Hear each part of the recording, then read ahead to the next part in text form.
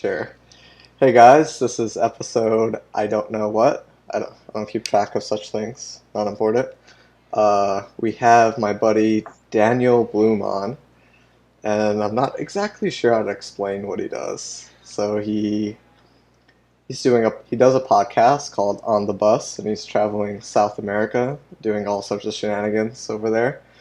He's a pro or semi-pro poker player. I'm not sure which one. Uh, He's really knowledgeable about health and fitness, and I think that's kind of like where we initially like started bonding and talking quite a bit. And yeah, I think that covers all the bases. Yeah, thanks for coming on. So I guess I wanted to get into your South America trip. So you're doing a podcast called On the Bus, and what is the South America trip exactly? Like, what does that entail? Like, how long are you going to be there and all that? So this trip, I have a partner, right, a co-host for the show, and we envisioned this trip where we could travel South America. It started out as actually a digital nomad, be able to travel and work from anywhere you wanted and work on the things that you love. So whether that's a poker player, which is a great example of a digital nomad, whether that's you could be a commercial real estate agent. We wanted to show that you could do anything from the road. And that's where the idea started from.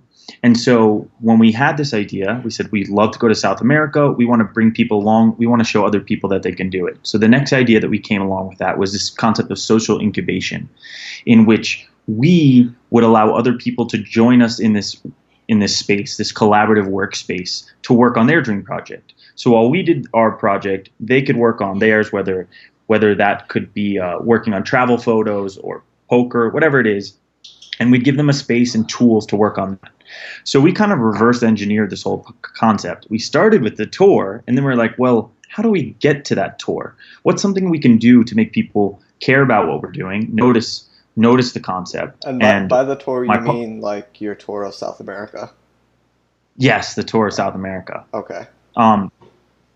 And then we came up with the concept of a podcast, and we tried working on a podcast maybe like 2 or 3 years ago, and we just know some incredible people. We love sharing stories, and this is the perfect medium. Podcast is growing. You can connect with people just like you do on the road. For anyone who knows it's traveled, right? Especially yourself, when you travel, you connect with people in some strange level that puts you past being in acquaintances super rapidly. There's something about when you drop your guard and that freedom that you get.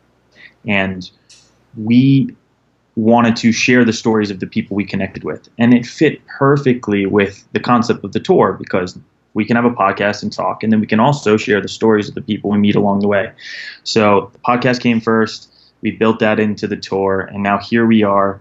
We've launched this Kickstarter that has crushed it. We've got some incredible things from the Kickstarter and the tour, and that's where we're at right now. Right. And the Kickstarter was for the cost of the trip to South America? Yeah, so the Kickstarter helped us launch the trip to South America because we needed to build a bus and convert it into a mobile studio, which has been a blast so far. I'm in Salt Lake, and we're here buying this bus and then converting it. And then after that, we wanted to add security features, build out the studio, help get our flights to get down there, and then pay for the rewards that we were creating for people. So this helped us launch certain branded items for the podcast that we're working on. And also it forced us to come up with some, just from a marketing perspective, from some incredible ideas to what people would be interested in from someone who's doing travel. And we launched like this travel blanket that we have.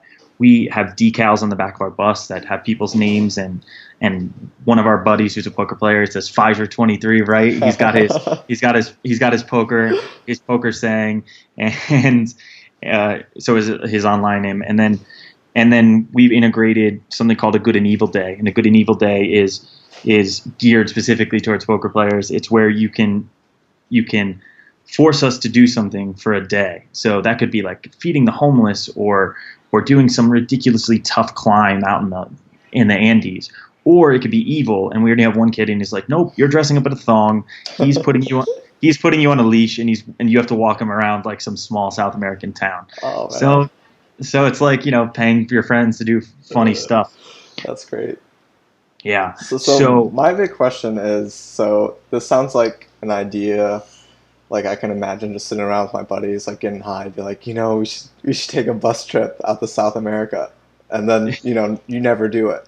Like, why did you guys, you and Brandon, actually follow through, and what was the big motivator, so the that's a why great rather? that's a great question. I think most people in this life. So before I get into the fun part, I'm gonna dumb it down a little bit. Most people in life, Brandon and I, we played college sports. I played poker. He played professional basketball overseas. And most people, they have these dreams, but they don't ever get a chance to attempt them. They get a job. They didn't have a backbone from family and friends to help support them through whatever crazy risks that they want to take. And Brandon and I always had that. And we never settled for anything coming from sports. You don't settle for shit. And we both were like, nope, we're doing this. Like, people laughed at us, and there's no way. And that's the reason we want to do it. When someone tells us no, Brandon's always saying, if someone tells me no, I'm doing it. And I'm the same exact way. If you tell me I can't do something, like, I'm 1,000% going to do that, especially if it seems like ridiculous and absurd. And so the truth is, for me, I've always had this notion that there was something greater than life. I felt like there needed to be some expounded purpose, not specifically purpose, but I wanted to be like the first person to go on Mars, or I would love to die in battle in some Roman war, like go out a hero. And to me, since I grew up playing sports and didn't study the science to be the first one in SpaceX, like, to me, this is my expedition. This is my search of the unknown and discovering something that other people haven't discovered and put something out there. And so I feel as if just some people have those characteristics. And I feel like, let me rephrase, I think everyone has those characteristics, and some people actually make the leap and others don't. And we want to show you that it's 2017. Like, you can do anything you want. And that's the goal of what we're doing here, is to show anyone that they could do this. That's cool. So people telling you no and like just wanting to get it done, that takes like a lot of self-confidence. What does like the root of that self-confidence come from? Dude, I'm a lifelong contrarian. I always think of, if someone says, okay, like, this is the path, I'm like, oh, let's see what the other path looks like. I think that has a lot of benefits and definitely a lot of negatives. But in the benefits, it's the people who don't take the standard path that everyone's always taken that change, whether it's a business, the universe, their family. You have to think about things in a non-rudimentary way, in a unique perspective, to solve problems that have been unsolved. If a problem's not solved and it's been like that for 1,000 years, you have to think about it in a way that no one's been thinking about it to solve it. So that's how I like to think about the world. And it definitely has its hindrances, right? There's definitely times in life where, like, I'm combative, I guess is the word. You can be combative, but I know where I stand, and I'm cool with being combative because I know the benefits that it has on the other side of the sphere. Right. So what was your first exposure to this, like, thinking outside the box, finding your own path, or like, rather maybe like your first taste of success doing that, like creating your own path, or one of the first ones you can remember, Well, I think when I was 17, so I grew up, my parents always told me I could, like, almost be whatever I want, but drugs are bad and all these things. Mm-hmm. And then at 17, I took mushrooms was first, or ecstasy was first. Okay. And you immediately get this otherworldly perspective, and you see things like, I realized literally my biochemistry is not what I had initially perceived it to be, that all these things people had told me weren't true. Like, they grew up and because I have that contrarian personality, and I grew up and someone's telling me drugs are bad, they're this, they're this. And then you experience and you're like, wait, no. So if you're wrong about this, what else are you wrong about? Right. What else are people not telling me the truth? So then I, being the egotistical self-explorer that I am, I was like, okay, well, I need to know what else was wrong. I need to know if I take this option, this opposite path, will I find success in doing something? And I think the first time that I felt that, I felt that in a few different light ways, but the first like profound moment that I can think about that I experienced that was probably playing poker at 21 years old, when I was not good at first and I didn't know what I was doing, and I kept having that mindset to play tight, and that's just these hands, and why aren't people winning? And then I had a roommate that I needed to learn from, and my girlfriend at the time was like, this is a bad game, you shouldn't be doing this, you're gambling, blah blah blah. But I think that me keeping going along that path and realizing that it's a learned game, that there's mathematical, quantitative element to it, there's an emotional element to it when you factor those things in together. And I think when I figured those out and found success after everyone said you couldn't, or this is a bad idea, or you shouldn't be doing this, then it was like that aha moment. Oh, it takes hard work and effort, but people telling you no is a great thing because it means there's something there that they don't see. Right. And that's something I always look at is what is there that people don't see. I look at that when I'm doing like business, when I'm doing marketing or entrepreneurship. I'm not the best at it in the world, but like I like to think about things from like we were talking about, like from another perspective. Right. What else can I do to find success in this? Oh, Brandon's making an appearance behind us. Is that Brandon? No. Oh, okay. No, is that Brandon? I've never seen him before. Yes, it is. Oh, tell me what's up. Okay. All right. Brandon, Daryl says hello. What's up, brother? Oh, you can't hear me. What's up, dude? So my perspective on it is like, I'm very contrarian as well, but my mindset is just, if I see a bunch of people doing the same thing, or everyone doing the same thing, I just automatically assume it's wrong. And it feels great when I'm right, but sometimes it just leads to like epic failures. It's like really absurd failures. Yeah, the crowd can be right. That could be why they're a crowd. But that's a very interesting take that you feel that the crowd is always wrong. Yeah, that's where I was wrong. I think that was like my less nuanced version. You just take the rudimentary like hack and you're just like, the crowd does this, it's wrong. And you're right, I'd say a very high percentage of the time with that. But I think there's like that 20-30% of the time where the crowd's right and then you're just doing foolishness and all that. I think what's interesting about what you and I both are saying is that if you pick something to be the same always, you're going to be wrong X% of the time. Like you just said, 20 or 30%. If I'm always a contrarian, I'm going to be wrong X% of the time. And as humans, we forget that you need to decipher between those, but yet we have created these like rigid standards in our brain for something. Right. So it's the figuring out how to overcome ourselves to utilize both sides or the different ends of the different contractions of the spectrum to solving a said issue or solving a said problem that you're looking through. Yeah. For me, it's just like a deeper level of understanding because it doesn't take that much understanding to like realize that the general consensus is usually wrong.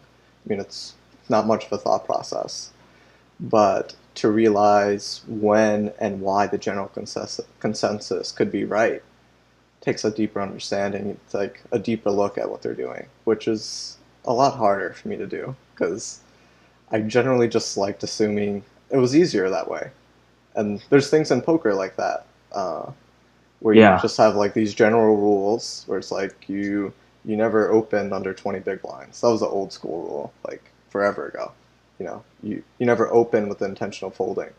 That was like a 2008, 2009 rule. And I just never did that. Like whenever I had under 20 big blinds, I never raise folded because I thought that was like just set in stone rule. And it wasn't until like many years later and losing tens of thousands of dollars later that I realized that it's a lot more complicated than that until I like deepened my understanding of what was going on. So you're almost talking about flexibility. How do you think that you can work on improving flexibility? I don't know. I don't, a lot of problems I don't really try to tackle directly. I think I kind of let things flow, and if a problem's important to me and I'm reading something or thinking about something, I generally just find some answer, creative way to think about it, or deeper understanding. Or sometimes it kind of just sits there. I don't know. I'm pretty like flow. I try to be pretty logical, but I'm pretty intuitive with some of the stuff. I really don't like forcing things and really just let things kind of flow. And sometimes it looks a lot like laziness, and sometimes it is laziness. Well, there's a Bill Belichick quote where he says, I don't remember the quote exactly, but it's like you practice over and over again so that when you get in the game, it's a natural flow state. If you're in the game and you're thinking about arm mechanics as a QB, like you're doomed to fail. And I think that's what you're talking about here. You learn and you practice, but then you need to just let things happen. Like you're going to be successful or not. If you overthink, you're not going to be successful. Yeah, I think overthinking is definitely a problem of like people who are more like logically, analytically bent, like I am. And I'm at a bit of a crossroads because I realize how overthinking is negative, but it's also just hard for me to combat that because I want to like analyze every aspect. But my mind knows like even if you analyze every aspect, you can't possibly analyze every aspect of the decision. It's going to be like so much incomplete information. So tackling with those two ideas is really tricky for me. So that's why I think it's so fascinating, like artificial intelligence, AI, and Right. predictability coming up. I just finished his podcast 2 days ago with a guy, and he calls himself the mad scientist, and he's developing a cryptocurrency on the Ethereum for prediction markets. So for artificial intelligence prediction markets, and I'm not going to get into the whole spiel of what it is, but what I find fascinating is his desire to almost link us up to be cyborgs, to where we fail as human beings in being able to Wait, I to have to stop you. So okay. artificial intelligence prediction markets, that is just people predicting how fast it's going to be, or like how fast until they reach a certain point. Like what is that? Okay, so prediction it's in a simple form. Prediction would be we're predicting every single solitary day in anything we do with our human brain. So I'm predicting that if I go on a run, that I'm going to get. Let me use a better example. Let me use like a poker example, right? Okay. So I predict that if I shove this hand range, this particular hand from the button, then I'm going to get folds from these players X percentage of the time. X percent of the time from the Yeah. small blind to big blind based on how much they overfold and underfold. You can run a mathematical equation to figure that out, right? Mm-hmm.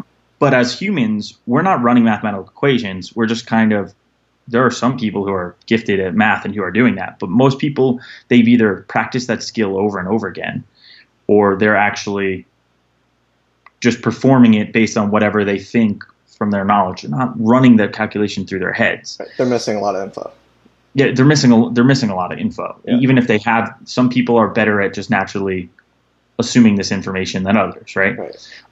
So let me give you a different example. So let's say I'm buying a stock. We'll give you a simple example. Mm-hmm. I want to buy a stock. Mm-hmm. Let's say I'm buying it for a 6-month period. I'm predicting that I think it's going to raise around whatever number in 6 months, and I use whatever data I can to figure that out. I might look up the company's information online. I might search what kind of mergers they're working on, whatever information you look up for a normal stock. Mm-hmm. That's a prediction, Mm-hmm. and that's why I'm buying that.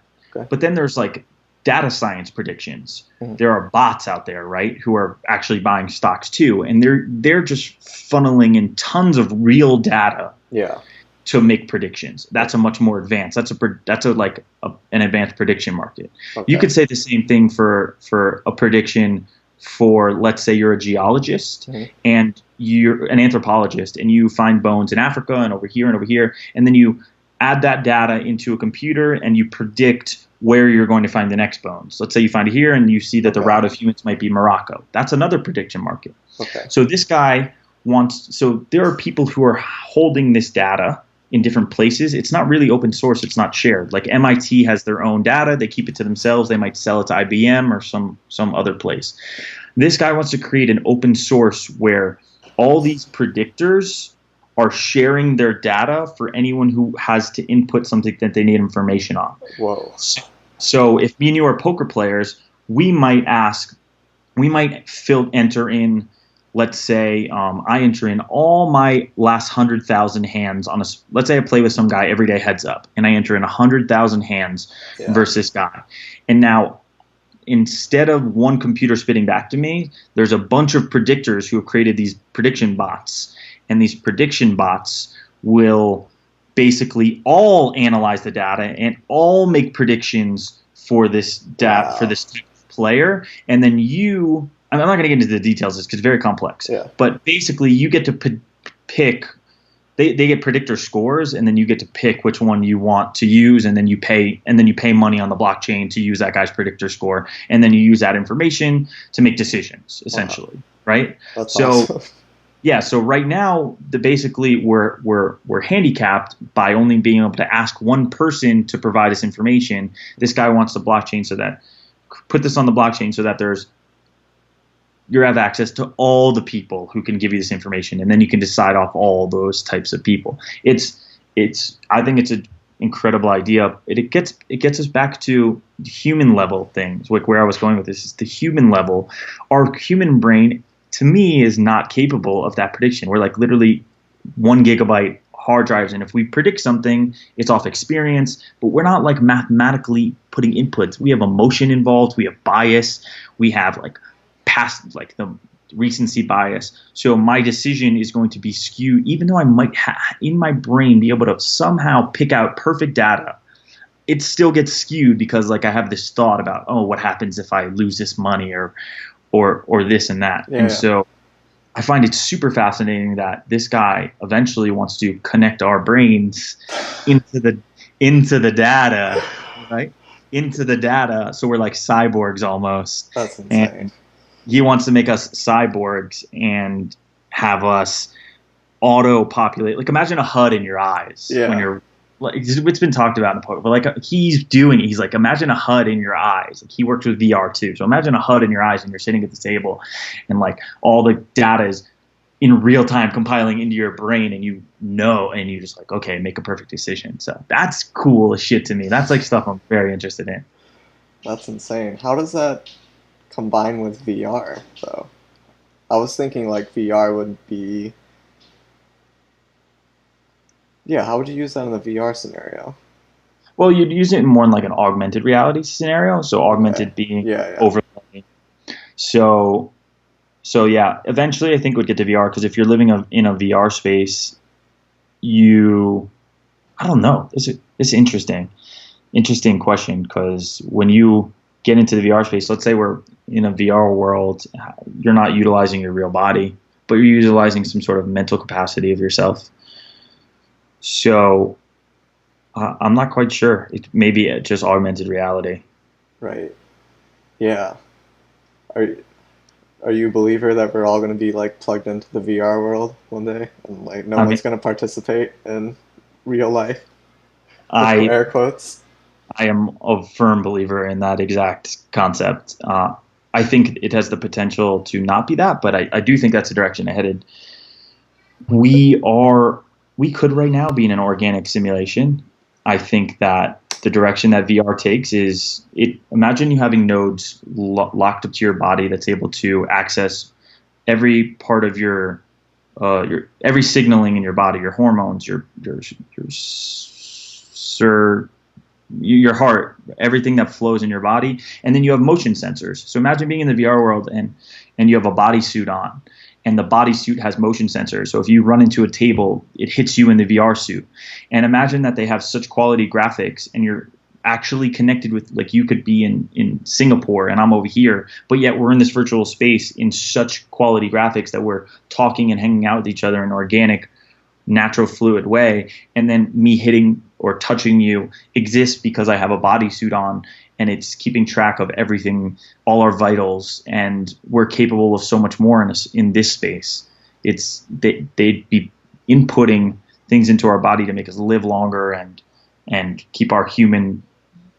We're rudimentary right now, super rudimentary. The VR space is super interesting to me because of the potential outcomes that come from it. Like, I'm obsessed with it.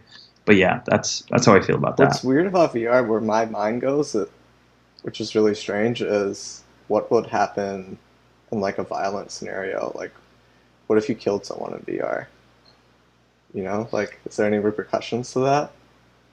So that's a great moral question that's been arisen in AI. Is, we'll use another example, pedophilia. That's something that it brought. So people are doing, I don't know if this is true, but doing pedophilia in VR because you're not actually harming anything or anybody. So that raises a moral question that I'm not quite I'm not quite fitting to answer that, but I can give you my opinion. Right. Well, I think so I don't mean like, so I mean once we're in a VR space where you and I can interact. Like, yeah.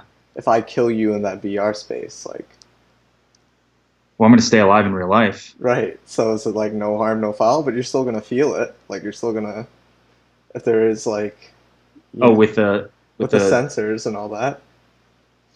I would assume that they'd make it so no one can be harmed in real life. So you reach a ceiling, I guess, of pain. Maybe there's no pain threshold. It's just actually a feeling it's just like they're able to create a pain sensation in your body without cutting you open and killing you. Right. Mentally, it's still like fucked up. Like, I'm still, I'm sure that's not an enjoyable experience for me to put on you.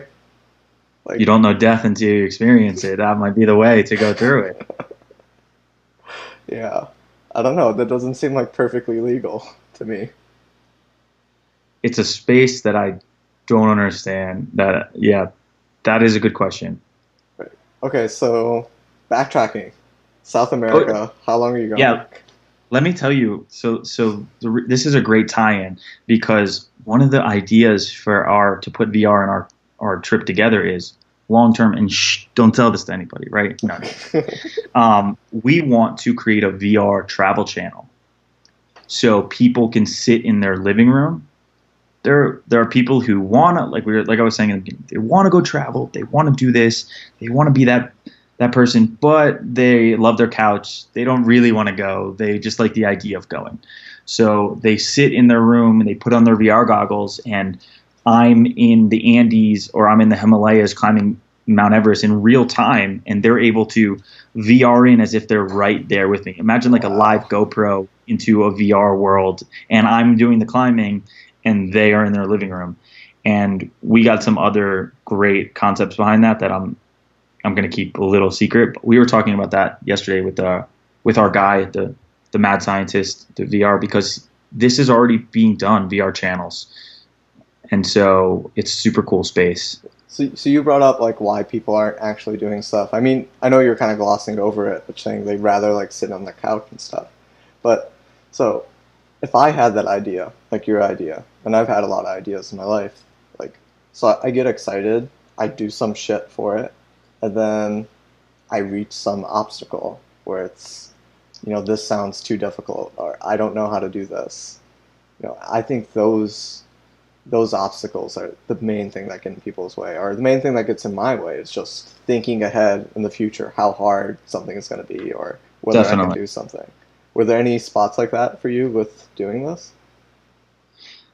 I think for me, I'm an optimizer, but I think that when you create a routine, it's super helpful. When you try to optimize your day, your time, your space, the people you're around, the things that you're doing, it's very helpful. And you're going to experience those humps. I'm an eternally driven, ambitious person, and I went through a bunch of those spaces. So I'll give you an example for this specific experience. I have gone through a pretty bad injury phase, and this injury has kept me, in my bed at certain periods of time. And you know, getting frustrated is part of my mental makeup, and getting angry can be as well. The thing is, though, is I use that to fuel me also. So even though I might get frustrated and complain, I'm also not quitting. I also am. I'm frustrated because it's something I want to keep doing. That there's blockade in me, so I get frustrated at it. I'm okay with getting mad at things because then once my anger subsides, I sit down and I think about solutions. My mom always taught me growing up that you need a A and B and C plan and everything.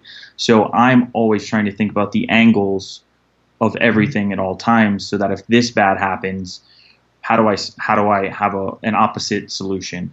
And in doing that, in practicing that, like I practiced that over years. Like that was something that didn't come to me originally. That's now part of me. I practiced that over the years. And now it's reached a point where when I'm thinking of doing something, I am thinking of the 5, 10 options ahead of time that could go wrong, and I'm pre-solving them. Right. So It so we're out. reminds me of the little. I don't know if you watch Game of Thrones. It reminds me of a Littlefinger quote, like 2, 3 episodes back. That's all I think. Exactly. Right? Where he says, you think about everything all the time, every scenario, everywhere, My ever. fucking head exploded there. I'm like, fuck. That's so cool. It really was. And then Bran almost says the exact same thing right after. Yeah. Right. Yeah. So when you're angry, are you getting shit done at that point, or are you just like waiting for it to pass and subside? That's a good question. Sometimes I use it to fuel me. Mm. So when I get angry and I have a list filled with, one of the things that gets me the most frustrated is like I have 10 things to do, and 5 of them aren't being done and I can't cross them off my list. I'm a list creator. Right. And I can't cross them off my list. So now I just realize I have more things to do. Right. So what I'll do is I'll get frustrated and mad. It'll take me a little time, and then I'll literally get rid of my phone, get out of here.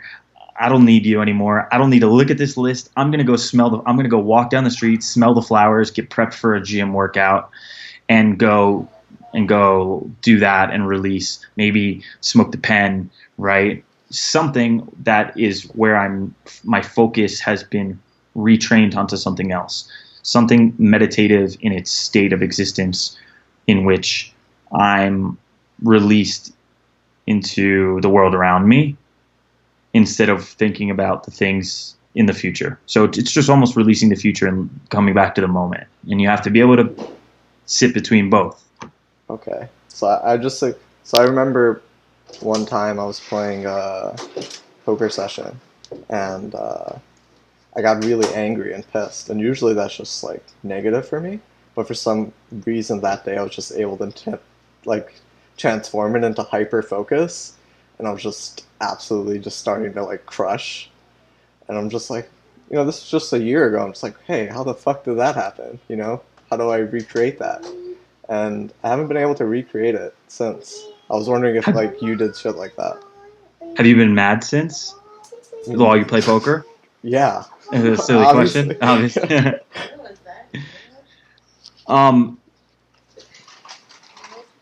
I think that one of the ways that I create that anger is I can create that anger, but it's also routine oriented, which is the funny thing. It's me taking red line, and it's like an excess amount of red line, which is like a workout supplement, or me taking like not eating. I create what my body knows to create that anger, but it's also fuel. And so it gives me great workouts. It does incredible things for when I play poker, when I get mad sometimes.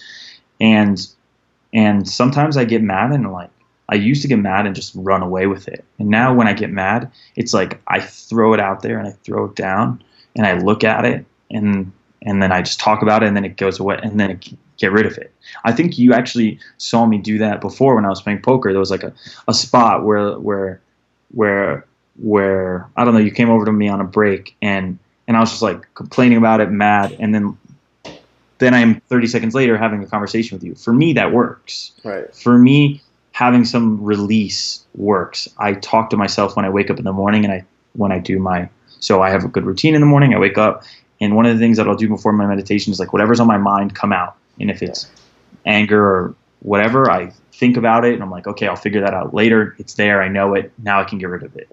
Yeah. That's something I've been thinking about for the past 4 or 5 years. So I view a lot of emotional intelligence as understanding your emotion and knowing what you need to release that emotion, to express it so it can move on. So the problem a lot of people have, or I have personally, I don't want to say a lot of people, I have, is if I'm improperly expressing my emotion. So if I'm feeling like depressed or numb or, in pain, psychological pain, I'll just go to Twitter and just numb myself, right? And, it takes away the pain for a while and you don't feel well. But I've also had times where I've understood my emotion, knew what I needed to do, whether that's like screaming, punching something, squeezing something, working out, going for a walk, talking with someone, writing, journaling, drawing, blah, blah, blah, so on and so forth. Uh, you express the emotion and then it just passes. You let it pass.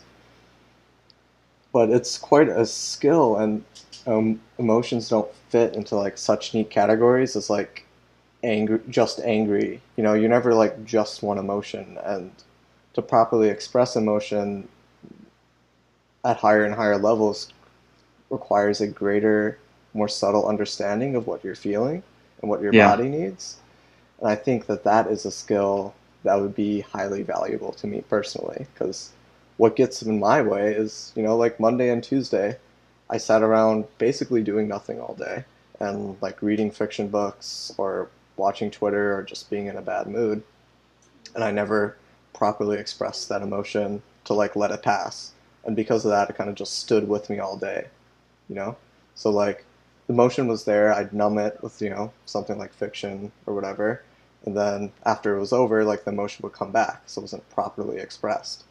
And if I just properly expressed that initially, it would have gone away and I could have moved about the day. So I think from there, what you're looking for is how do you properly express that, right? Have you tried some different things Yeah. to express that? So I feel like the best way to combat problems with the mind is usually with the body. I think it's very Yeah. difficult to combat the mind with the mind. Elliot Hulse talks about this all the time. I don't know if you listen to him. Elliot Holst, he's in, I do know him. He's the fitness. Yeah, but he has like incredible stuff on so many mental He issues. does. Yeah. He calls it Right. bioenergetics. And he also has stuff on just dealing with emotion and expressing it. And so I did a lot of his stuff, which is usually requires physical stuff. I would be in an argument with my wife over something silly, and we were driving, for example. I forgot what it was, but we were arguing. I was driving the car, and instead of like arguing, I just like squeezed the wheel like as hard as I could for like 2, 3 minutes, and then after that, I felt perfectly fine, you know. Or you're just like punching something, or angry, and I had a kettlebell in my house, and I would just swing it until like exhaustion, and just express all that anger. Or a hard one for me is like when you're sad, just like doing something that evokes that emotion so you actually can let it out and cry, which is hard for us as men because there's all this social stigma about it, and you feel like a pussy and all that. So you you need kind of that outward thing to kind of let that emotion get expressed and come out. So as an example, my wife and I were separated for a while, like 3, 4 months, and it was a pretty bad time. But I'm pretty good at just being numb. I'm just like, fuck it, I'm good. No problem. And for some reason, I'm a weirdo, right? So I have my headphones on. I'm just dancing alone in my room, not for any particular reason. And then I just completely break down crying in the middle of it, and I have no idea why. And in hindsight, I do, but at the time, I'm just like, what the fuck's happening to me? Like, why am I like breaking down crying? And it turns out there's an actual reason for that, like the way music can help you express what you're feeling, open that up. The way movement helps release emotion and express it. Everything that was tensed up inside me and held back just kind of was given permission to be released, and I was able to just like release that emotion and kind of feel better. I think what you're talking about. So I'm a firm believer in your biology can explain everything. There's a Robert Sapolsky quote. It's free will is just a biology that hasn't been explained yet. And I'm obsessed with that quote because that's firmly how I believe. And I think so for me, so let's go back to me, for example, back to the anger. I used to be super angry, right? Couldn't figure out where it came from. I would just lose my cool, throw things, break walls, serious. And I tried so many different things to solve this, and it took me changing my diet and figuring out a different regimen, eating ketogenically, before the anger subsided. And I tested this. Like, I tried different variables to see which. So I went through like a somewhat rigorous thing over a few years to figure this out. And when I did, it was emancipation, because So wait, you would do, so for example, you would do like the keto diet, notice your anger subsiding and feeling better, and then you would like go off keto and notice like your anger coming back. So I started with trying different food items. So I started with something like, I cut out breads, then I went back to breads, and I cut out cheeses. I cut out sweets, and then I came back and I cut out different things. And from doing these things, I was able to test what made me feel what different way from removing it from my diet. And then I went into the ketogenic diets. So I knew from doing that what was affecting me mostly. And then I went and I found the ketogenic diet, and I got rid of sugar. I got rid of specific carbs, legumes, what's involved in that. And that literally got rid of all my anger. Whoa. And it reached the point to now in which if I eat, I could tell you like the exact number. So if I eat 14 grams of sugar, probably around or more, if I eat that right now in one sitting, in 40 minutes I'll have a headache, right? I'll have a headache. And then I'll get this like weird fog. However, that doesn't usually lead to anger. What leads to the anger for me is if I eat a diet that's like grains, white rice, starchy carbs, and sugars, most sugars too, but mostly the first grouping, if I don't eat afterwards, if I don't get another meal after that insulin spike, then the anger arises. And I won't even realize, because we're primitive animals still. It's my opinion that we used to only need shelter and food and sex, right? Those are our basic drivers. And stress came from when you didn't eat, you got stressed out. When you had an issue with finding food, you got stressed. And now in today's modern society, we're still in that primal ancient brain, or whatever you want to call it. But stress gets redirected. So I would go to work and I would get built up from stress. And I'd think, this work is stressing me out. This traffic is stressing me out.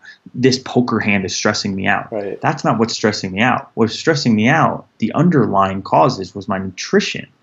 What I was eating was stressing me out. I was eating I had reactive hypoglycemia and didn't know. And I was eating breads and sandwiches, rice for lunch. And then I get the insulin spike, and an hour and a half later, you don't think I need to eat again in an hour and a half.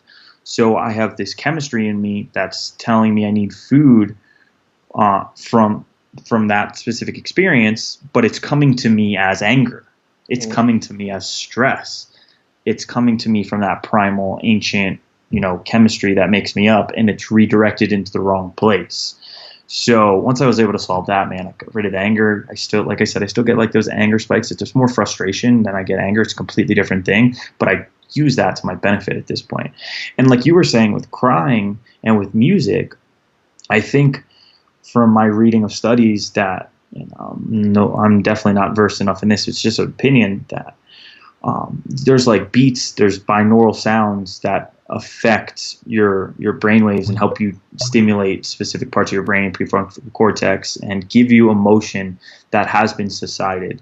Why is it so okay for me to hide emotion, like relationship emotion, but after I meditate or after I do acid or drugs, all of a sudden all those emotions that I've been holding down, like being able to tell specific people that I love them on a continuous basis,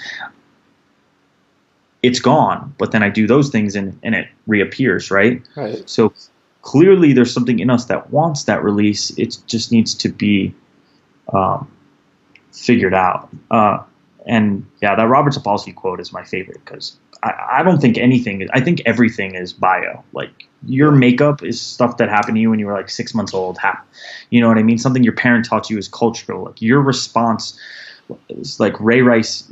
This is so controversial. My friends hate this. I've said this a million times. Like Ray Rice, you know Ray Rice, the football player, and he's drunk and he hit his girlfriend, and to me that's a bio response to something that has happened to him in his life, some mechanism, whether it was his parents hit him as a kid, whether it was whether he has a different growth in his brain that tells him, historically we've been fighting for at 20 to 26 years old, you were off battling.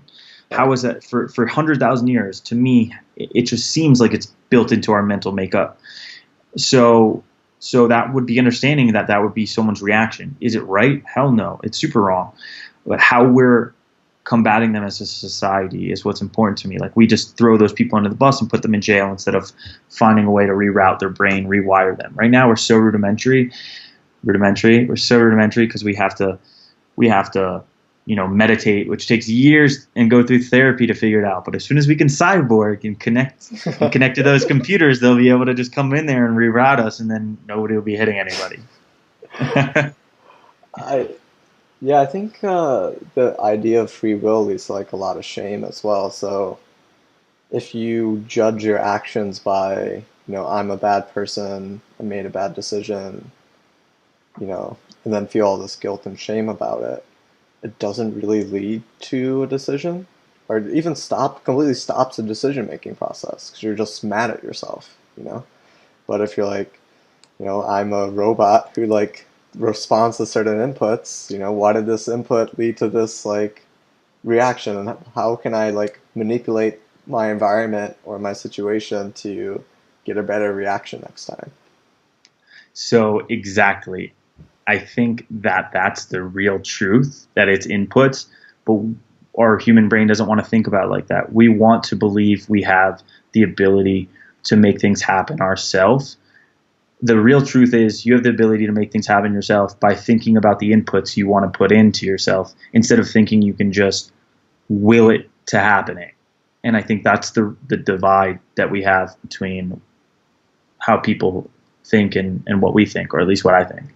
So this subject ties into my like love for teaching, because for me, teaching is the biggest problem is how do you get people to do shit, and a lot of it breaks down of doing shit is dealing with this mental side.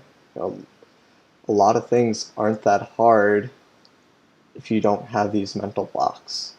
This sounds too hard, I don't want to do it, this sounds boring, or you mean your students? Yeah, my students or myself, my biggest asset or my biggest enemy is just myself.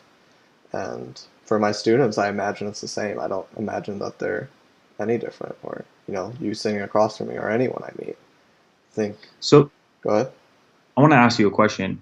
So let's say that emotion is what's stopping you from teaching your students the best. Imagine a scenario in which your emotion was a grid that you could turn on and off. Okay. If you turn this grid on, you're going to interact and connect with people, but you're going to make mistakes. If you shut the grid off, then you're going to think about things binarily, almost like inputs, but you're not going to connect as a human being to them. Right. Do you then find it to be, so in that binary scenario, do you find it okay to shut the thing off, knowing that you're taking away sort of a human-like aspect of yourself? When it comes to teaching, I don't think that's an option.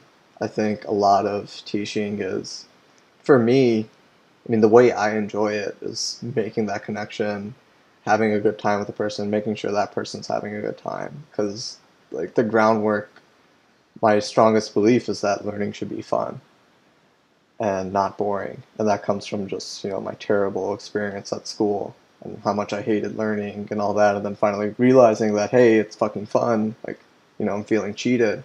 So on a fundamental level, to just be kind of dry like that with my students and just like ABC, it's just not an option. What if fun was an input? What if fun was an input and you were the only one losing in this equation because you were detached from the scenario, but everyone else was enjoying and learning at the same time? I don't know if I'm that selfless. I'm not good. That's a great answer. Yeah. I don't think there's a right answer right now, but in 2070, you're going to have to answer that question. Right. I mean, I'm just not good at doing things I don't enjoy, for the most part. But I'm good at enjoying the things I do, and so, I don't really set things up to make them unenjoyable. But, I don't know. It's a weakness and a strength. Yeah, definitely. I would consider more of a strength. Doing things that you don't enjoy is going to lead to non-optimal output. I would assume that maybe that's a false assumption, but non-optimal output means if you're teaching at 80%, that means that people learning from you are learning at a lower percentage than they should. Yeah. Well, the thing I've noticed is that it depends on the work I'm doing. So if the work I'm doing is more menial, doesn't take as much creative stuff, then grit and just pushing through it when you don't feel like it is definitely worth more. Yeah. You just have to get the reps in or do whatever. But most of the shit I do requires, high level thinking, the best use of my abilities. If I'm playing poker, it requires that. Teaching requires that.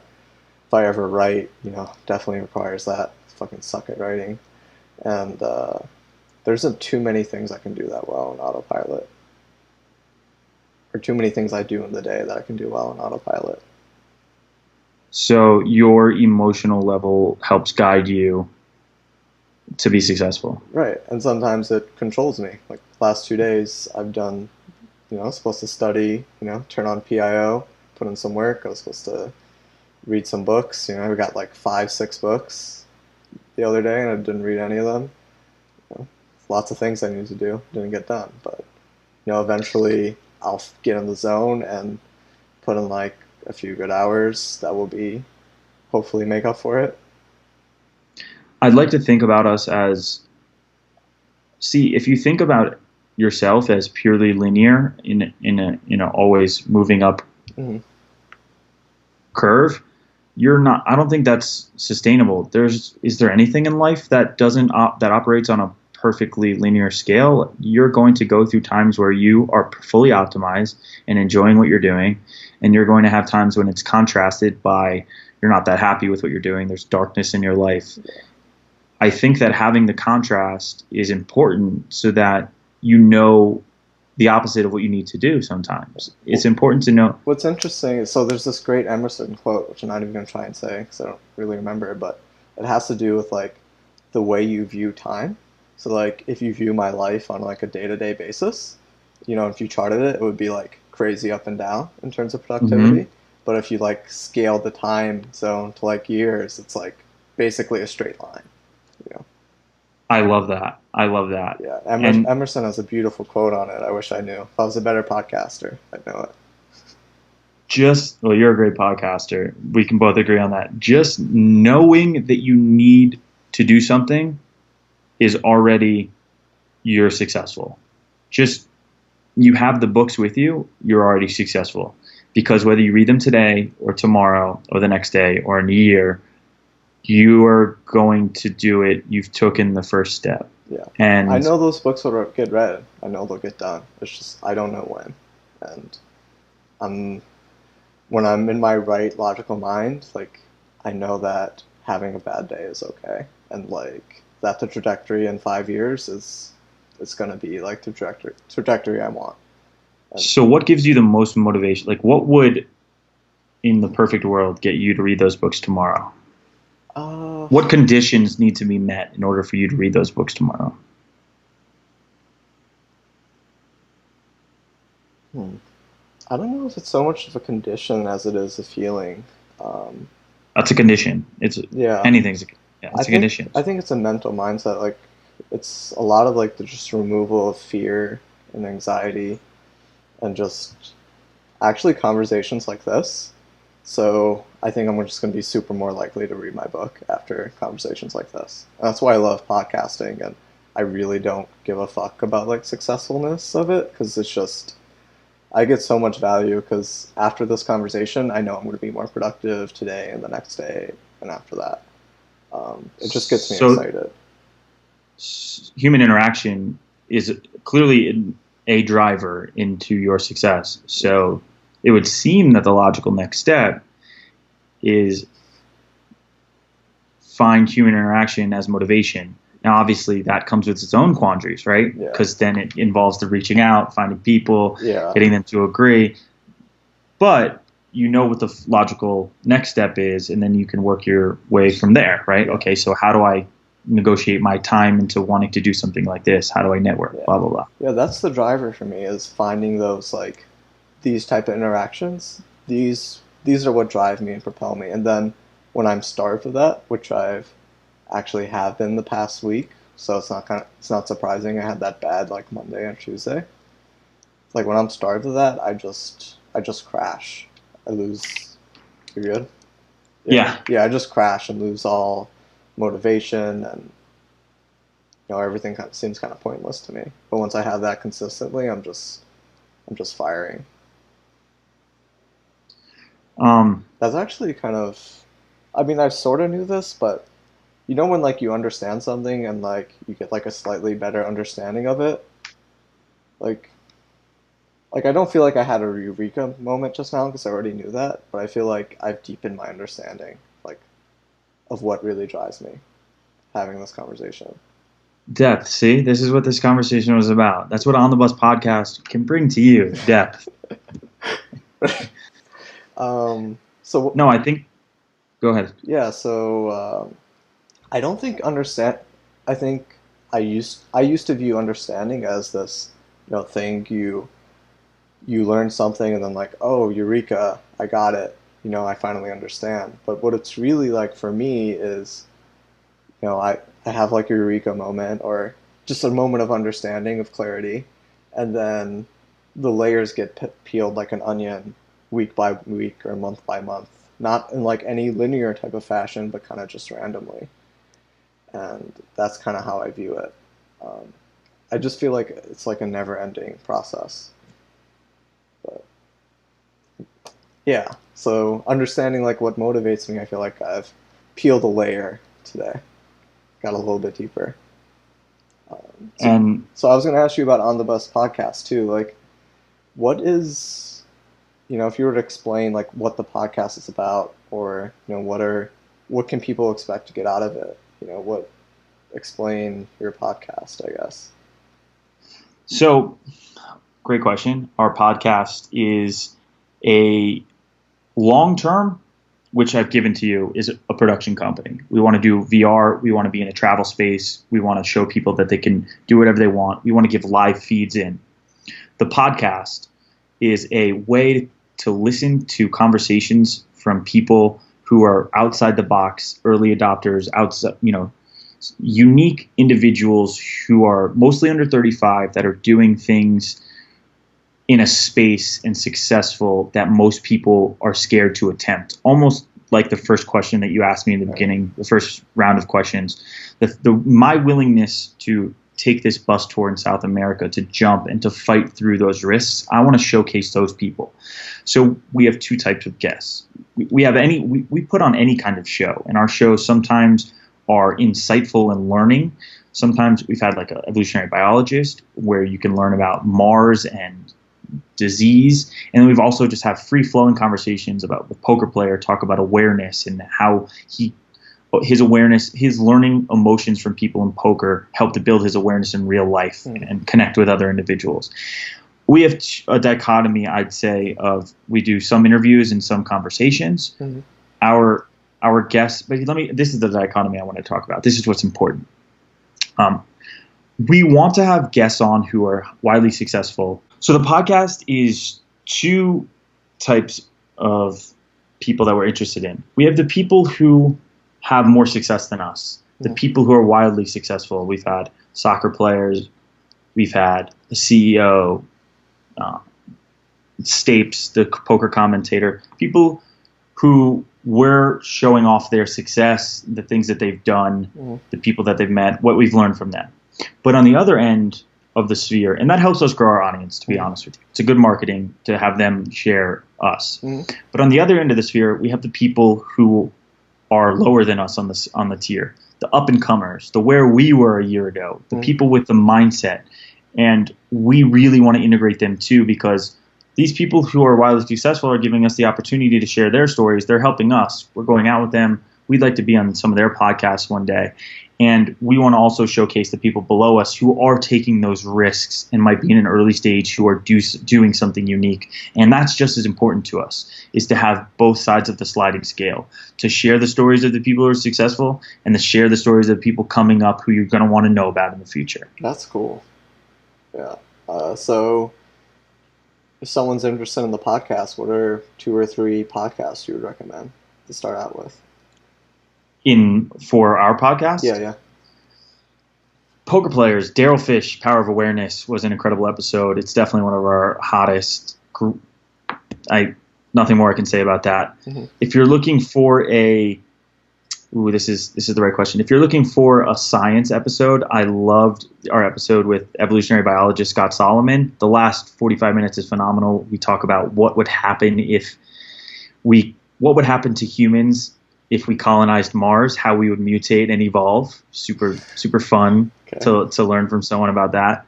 I think that another great episode. Let me contemplate this for a second.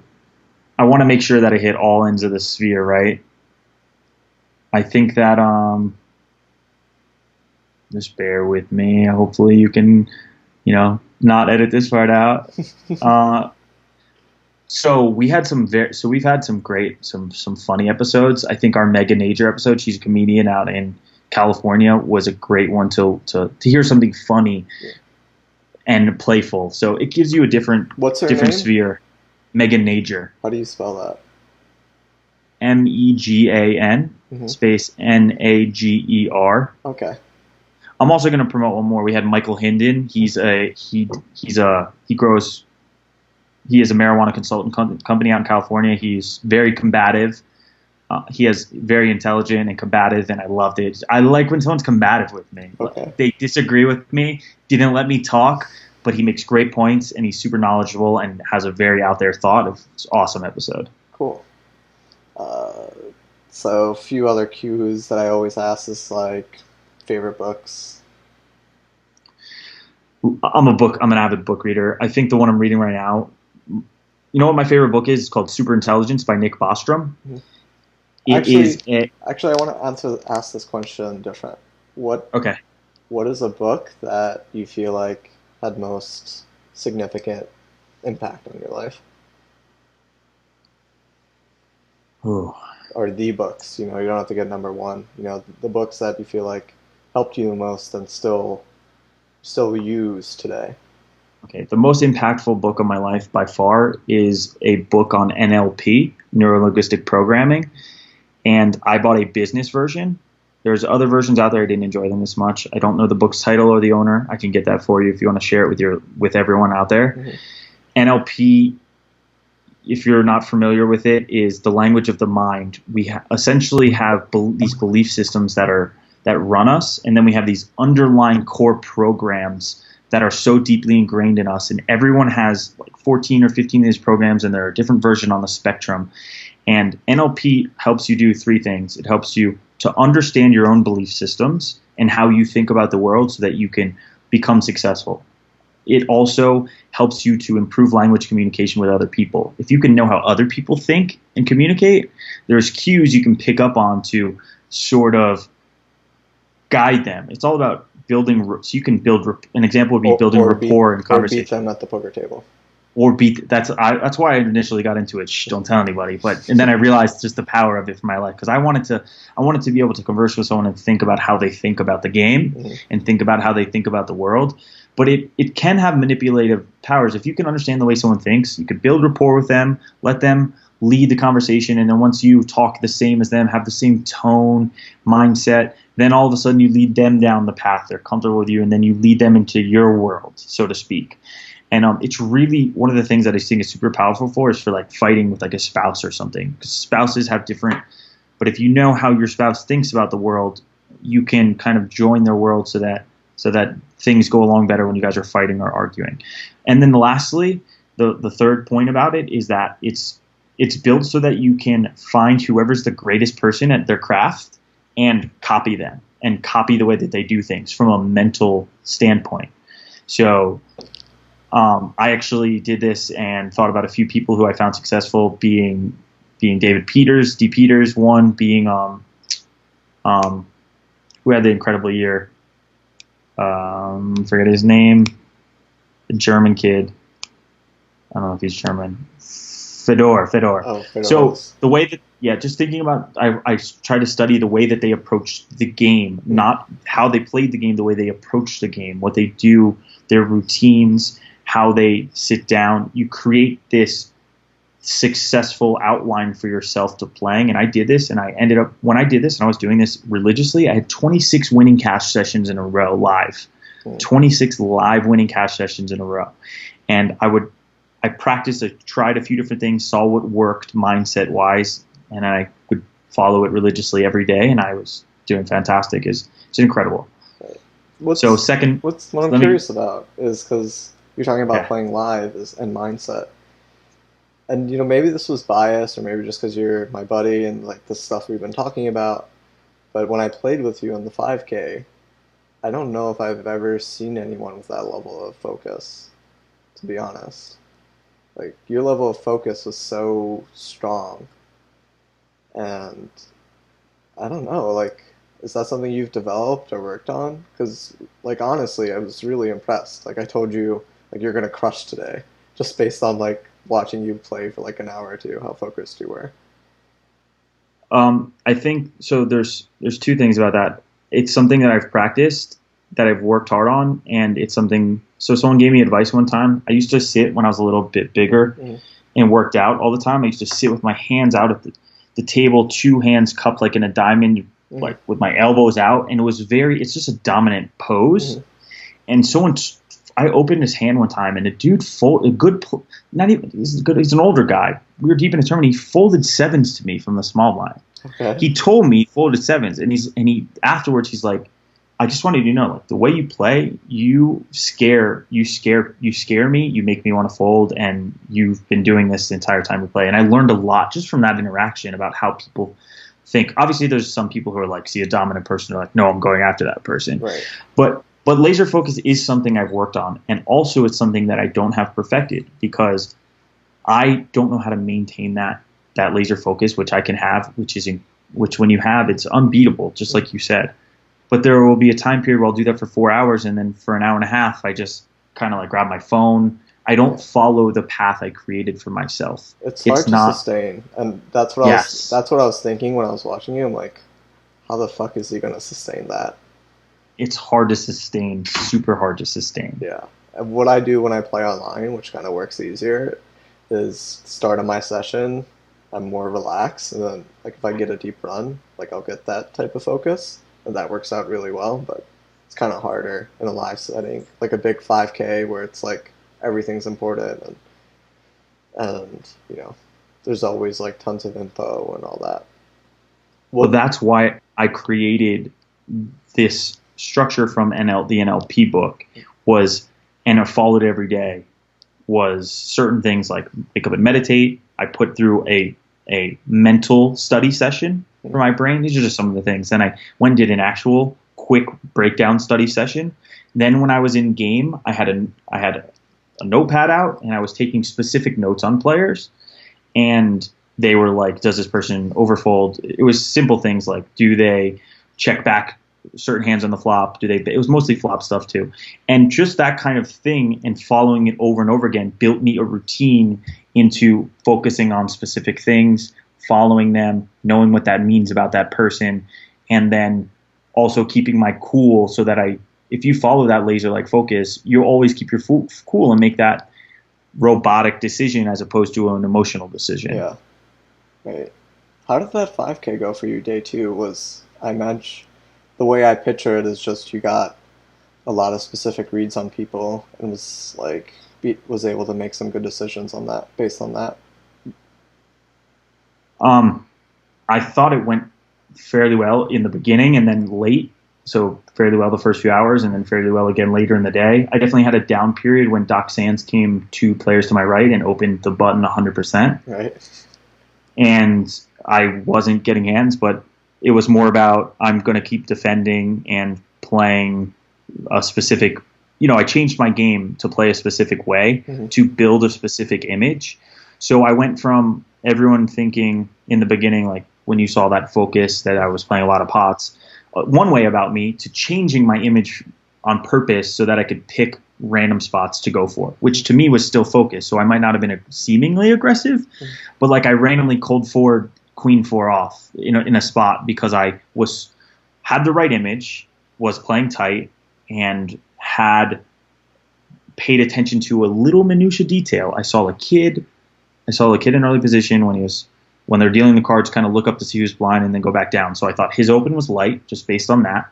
And then the kid next to me 3-bet, and I thought he was very perceptive and went for that spot. And I decided because I think he's going for this spot, I have the right stack size, blah, blah, blah. But my image kind of allowed me to portray that. And then also I picked random 4-bet, cold 4-bet shove spot. I picked a random 3-bet, and it's part of the focus. So even though you might not be seeming super aggressive and you might seem lackadaisical and tight, in reality, you know what's going on and use that as well. And then later in the day, I saw things change and I opened my game back up again. Right. So that's kind of how that day went for me. That's when poker is funnest for me, when it's just highly contextualized and there's just all this like little bits of data.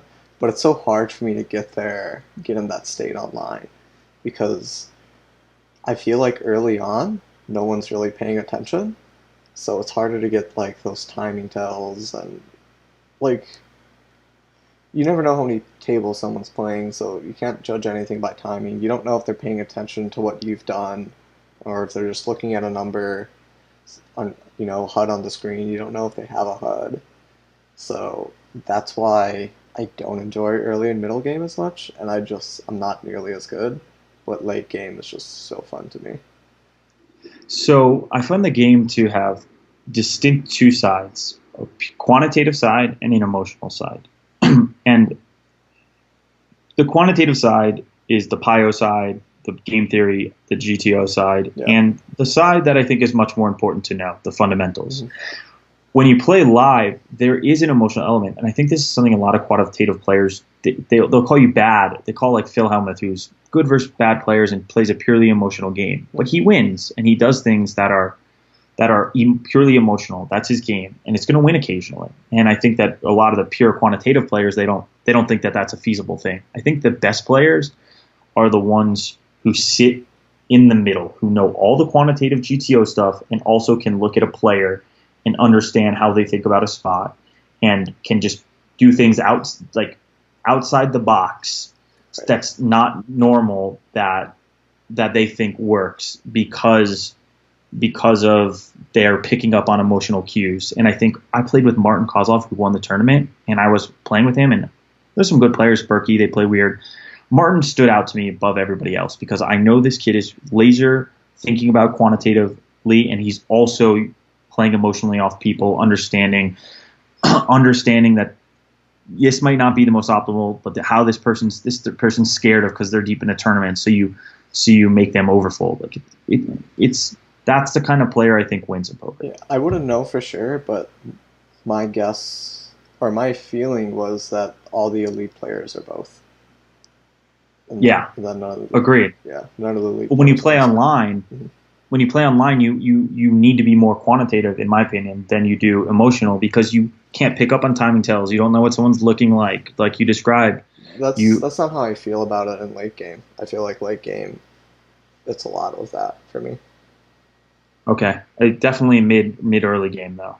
Yeah, mid and early game, like I'm not that good. That's why I'm not that good mid and early, but I'm really good late. So yeah. I guess the other question I always ask is, what's your morning routines like? Oh, good question. I love my morning routine. I wake up. The first thing that I do is I put a heating pad on Your back. my injuries, on my lower back, whatever. How's your Then back doing past 2 weeks? my back is actually, my right side has gotten infinitely better, and my left side has started deteriorating. So Mm. I think that it's a product of the adjustments I've made on my right side, and my left side's now counterbalanced, and so I'll just have to fight through that, and then I'll be even. I'm hopeful. Okay. So I wake up, I put the heating pads on, I meditate for at least 25 minutes. So once that's finished, then I come out of my meditation and I use music almost always for meditation, like some mundane tones. I take it off and then I literally dissolve into my surroundings. So I get about 5 minutes where sounds, sights, I'm really paying attention to like light, darkness, shadows, and I just let whatever enters my vision, my focus, my sound, touch. Sometimes I rub things, the wall, whatever. I just become part of the universe, I guess, so to speak. When that's done, I do a journal. In my journal, I just free write whatever comes out of my mouth, whatever comes out. I just write. Sometimes it's gibberish, sometimes it's intelligence, who knows. I write down one thing I can improve upon for the day, one thing I'm grateful for.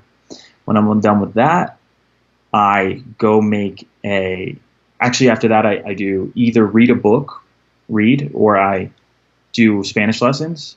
It's about 20 minutes, 30 minutes. And then I will make my morning drink, which is MCT powder. It's MCT powder mixed with water. I take a Tylenol for my back. I take 1,000 milligrams of CBD. I add in moringa powder, sometimes golden milk powder. I also, there's something I'm missing in there. Lion's mane. Honey bunches of oats? No honey bunches of oats. Looking in the back. Well, on top of your fridge. That's not my fridge, but it's right. Cool. Yeah, so that's my morning routine. So right there. Where can people find you if they're interested in what you're doing? So if you want to find the podcast, it's On the Bus Podcast. Great name, right? On the Bus Podcast. It can be found on iTunes. It can be found on Google Play, Podbean, SoundCloud. This dude's on everything. Super legit. You got to be everywhere. We're not on Spotify, so we're not everywhere. But you can go to onthebuspodcast.com and you'll be able to find all of our episodes there. If you're looking for me personally, I'm going to be on Instagram posting a lot of photos from our trip through our tour through South America. I would love if you follow that. That's I might get on Instagram just to follow you. It sounds sick. We didn't talk about the details of your trip. I feel I missed out. We didn't get to talk to details of like your trip and all like the crazy shit you have planned. Shoot, if you wanna throw those in there. I'm starving. I got a fire poker tournament soon. That'll be the next podcast. When I'm 3 months into the trip, I can provide you some. That would be better timing. Yeah, go ahead. Yeah. So Instagram D to the Blum. That's DTOTHEBLUM. We have an On the Bus Podcast Instagram, Twitter On the Bus Podcast, and lastly, go follow our YouTube channel, YouTube On the Bus Podcast, because we have a third person that we're bringing on the bus with us who does video, and we're going to have tons of video content of our podcasts in the jungle. We're going to have video content of us doing crazy good or evil days for people with me in a thong and someone with a leash around me, and helping people throughout the country building houses. All that goodness. I'm actually going to watch this shit. I very rarely watch like YouTube channels and stuff. I'll be honest. This sounds exciting. We're incubating a third person. We're giving them, this kid is a Mexican kid. He is illegal in the United States. He's leaving the country, never allowed back, to come join us on the bus to start his travel career. He's video. He's got his drone. We got GoPros, and we're going to have a lot of incredible, impeccable, beautiful content for you people. That sounds fun. Well, thanks for coming on, man. This was a lot of fun. Thank you, man. You have a great show here. Thank you. All right. Let me click this stop button. Call it the end. Hey guys, if you've made it to the end of the podcast somehow, you might be interested in the types of coaching I offer. I, of course, do poker coaching, but I also teach people how to learn or how to teach others. So I've been studying on how to teach for about 5 or 6 years, done thousands of hours of poker coaching. I already have students for who I've taught how to teach others and have pretty good reviews and results with them. Uh, regarding how to learn, I can help learn with any subject. They're just principles that apply to any subject, and I help teach people that. And that's basically it. You could find out more at jacepokercoaching.com or daryljace.com.